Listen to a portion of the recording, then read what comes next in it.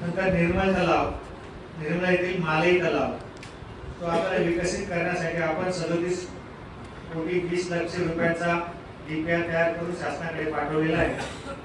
त्याचप्रमाणे नाळे तलाव असेल, नाळे तलावाचं देखील आपण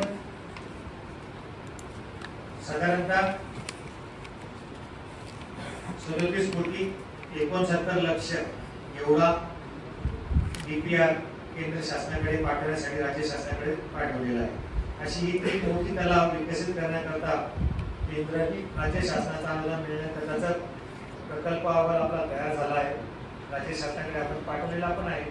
त्याला मंजुरी प्राप्त झाल्यानंतर त्यांचं आपलं काम पूर्ण तयार म्हणजे चालू होईल. तोपर्यंत आम्ही त्याच्यामध्ये आपला 30% वाटा हा महापालिकेचा देखील असतो. साधारणतः आता ते प्रपोर्शन साधारणतः 50